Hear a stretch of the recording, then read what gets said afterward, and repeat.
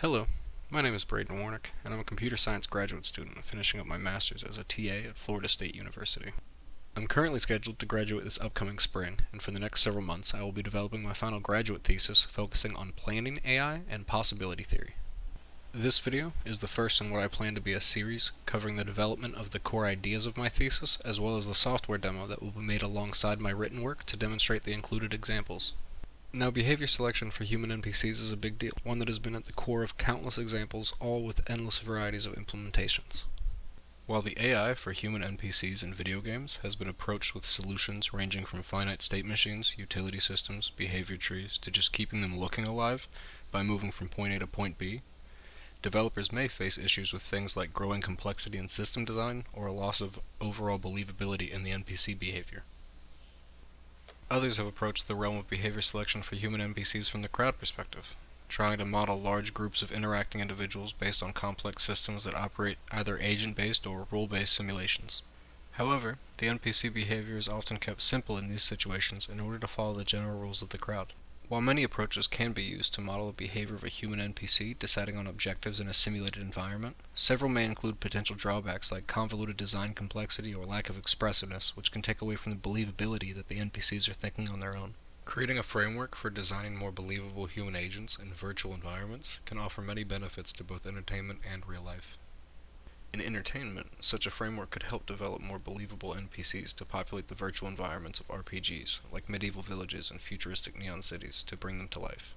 You could also drive the AI of NPCs used as enemy or playtesting bots for objective-oriented FPSs like Battlefield.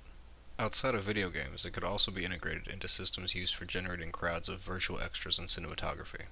Furthermore, outside of entertainment entirely, if the NPCs arguably behave more like real people, then they can help to facilitate more accurate predictions when running simulations aimed to help with things like city planning or optimizing design layouts for parks or event venues. Having said all of this, the goal with my thesis is to offer a framework for a behavior selection system that aims to improve the believability of human AI agents in virtual environments. Before explaining how I plan to make the behavior of human NPCs more believable, I want to address what I believe are the two elements needed for a person to achieve a goal. First, one must define the possible paths of actions one could take to achieve that goal, assuming nothing changes along the way. Second, one must determine which path out of these is best to take based on the current personal or world state.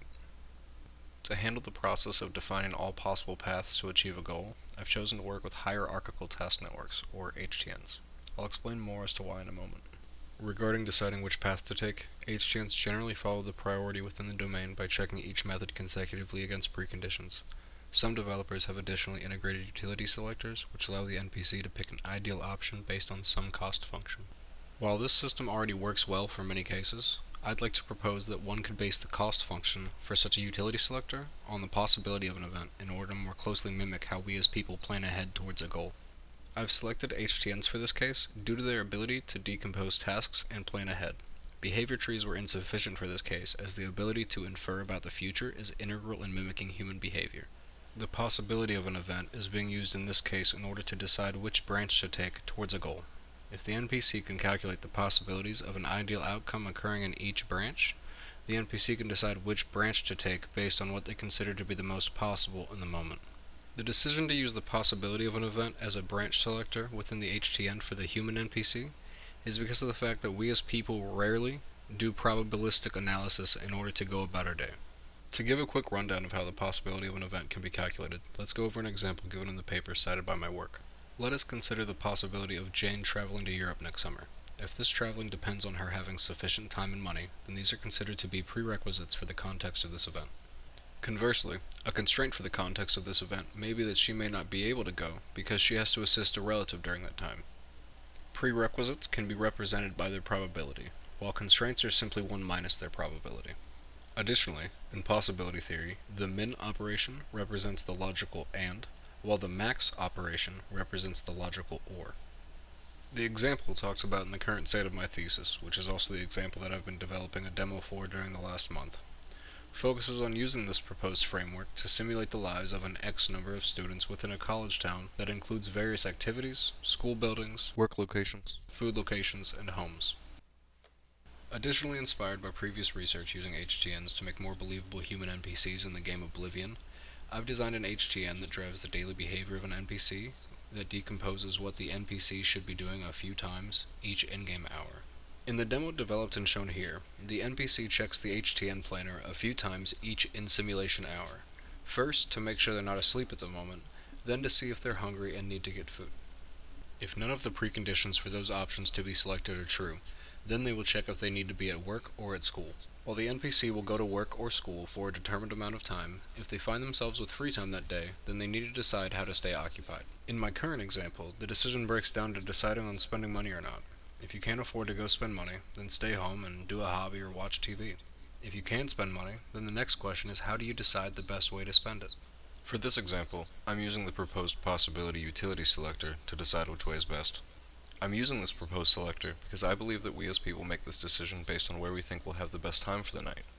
But, how do you determine what you think is best? In this case, we'll ask what's the possibility of having a good time at X activity for the night. If we can properly design the context for what that means for each activity, then we can pick between each one after calculating the possibilities. While determining the potential of having a good time at some activity can mean different things for different people, the base prerequisites are similar to some in the previous example about Jane. You need to have sufficient time and money, so these prerequisites can be included. After all, you can't have a positive experience if you can't afford the experience or you don't have the time for it. If you're someone that likes to avoid crowds, then you can add high customer volume as a constraint to the context. One could also add prerequisites to account for preference for each NPC that helps convey how much that person prefers an activity over another. Because even if the stadium is crowded on a Saturday night, if you really don't like your other options like bowling or a bar, then as long as you can afford to, you're picking the game. So with including the crowd and activity preferences, the possibility of you, or an NPC, having an enjoyable time at an activity could be the minimum between the probability that you can afford the activity, the probability that you have sufficient time for it, and the maximum between the probability that the current customer volume is high and that you prefer this activity over others. I hope to have this detailed example completely implemented into a software demo in Unity soon. While I've been working on implementing such a demo over the last month, I've yet to finish developing the custom cost function for this selector, so it is not entirely finished. After finishing the current complete example, I will move on with demonstrating how this framework can be used to model the subdomains of the NPCs when they get to their objectives, such as how they decide to use their time at work, in restaurants, at sports games, or at home. Although I've yet to completely finish the current example, for the sake of this development log, I wanted to share what I currently have working regarding implementing the demo and everything that has been included up until now. First, the simulation demo features a section of a small college town and a scalable number of students. The simulation runs on a 24-hour, 7-day-a-week cycle. There are various home locations and types, food locations, work locations, school building locations, and locations for various activities of various price ranges that can take up free time. All of these are built with prefabs that allow the student spawning system to register the available options for work, food, school, home, all at start based on current design. This allows easy redesign for optimizations around congested areas like school buildings and restaurants between builds. At start, a specified number of students will spawn with random characteristics. For now, each student randomly selects a specific daily schedule for their work and school that guarantees that they don't overlap. The students select a different schedule for Monday, Wednesday, Friday, and Tuesday, Thursday that they follow on those specific days of the week, similar to actual college schedules.